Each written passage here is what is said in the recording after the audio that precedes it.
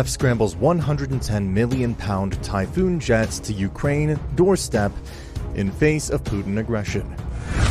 The UK has announced it will deploy Typhoon jets to a country bordering Ukraine, amid NATO countries sending troops near Russia. The Ministry of Defense announced Typhoon jets from RAF Coningsby, quote, are deploying to Romania to join the long-standing NATO Air Policing mission for the Black Sea region.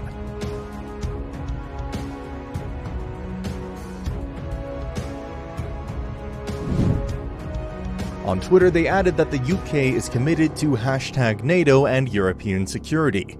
In a press release, the MOD added the 4 deploying Typhoon jets from 3 fighter squadron will conduct the NATO Air Policing mission from Mihail Kogalniceanu Air Base on the Romanian Black Sea coast.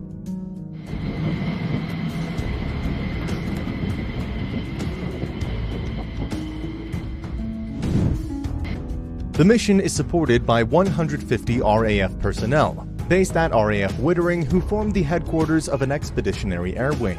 James Heappey, Minister of the Armed Forces, said the UK remains committed to NATO and European security in the face of Russian aggression and the unprovoked invasion of Ukraine.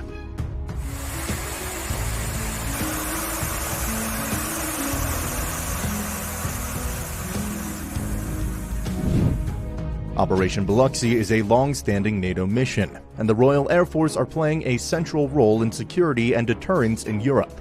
Operation Biloxi is the British name for the NATO Air Policing mission, with this occasion marking the 4th time since 2017 the RAF have conducted it.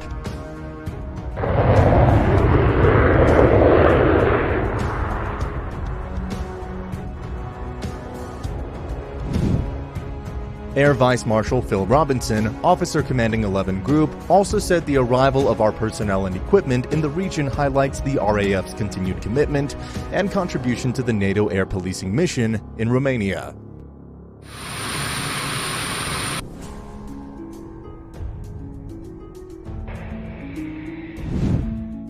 During the development, we will be working alongside our Romanian and other NATO partners, enabling the delivery of the mission and protecting and reassuring our allies, whilst building confidence and maintaining deterrence.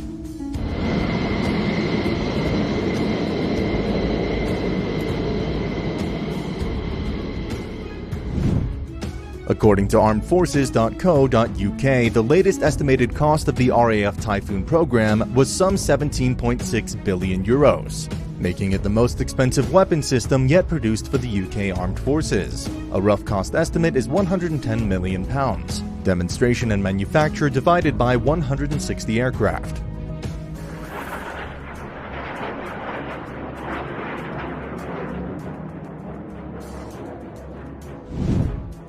Meanwhile, the MOD said their latest intelligence update about the invasion of Ukraine, Russia is continuing to bombard major cities. They said Russia continues to besiege a number of major Ukrainian cities, including Kharkiv, Chernihiv, and Mariupol.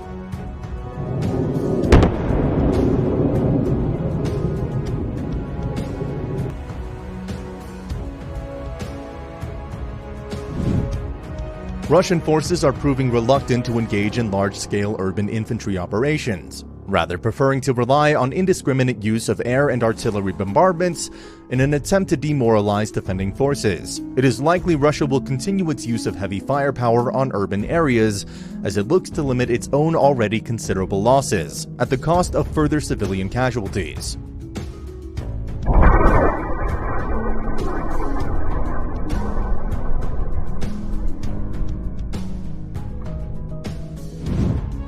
It comes as the UK also announced it will send £2 million worth of vital supplies to Ukrainian cities surrounded by Russian troops as the conflict continues. Foreign Secretary Liz Truss has confirmed the UK will send a donation of dried food, tinned goods, and water to Ukraine following a request from the country's government.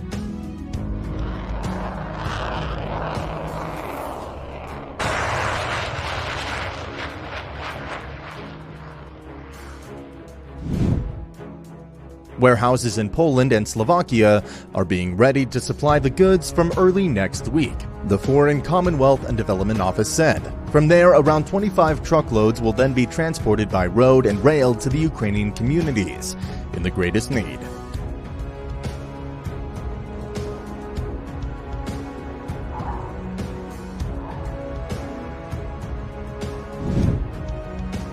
Ms. Truss said teams are working day and night to help get humanitarian assistance to those requiring it.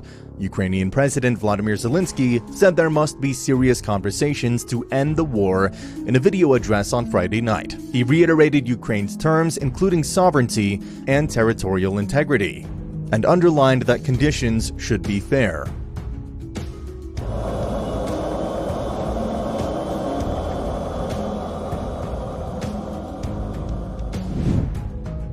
Mr. Zelensky thanked Ukrainians who have fought against the Russian invasion and said over the past week, our heroic armed forces have dealt powerful blows to the enemy's significant losses. He said more than 16,000 Russians have been killed, including commanders, while Russia says 1,351 soldiers have died in combat.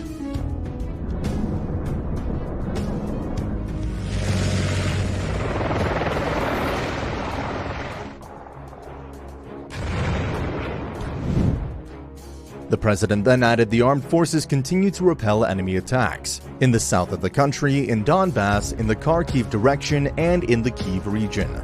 By restraining Russia's actions, our defenders are leading the Russian leadership to a simple and logical idea: talk is necessary.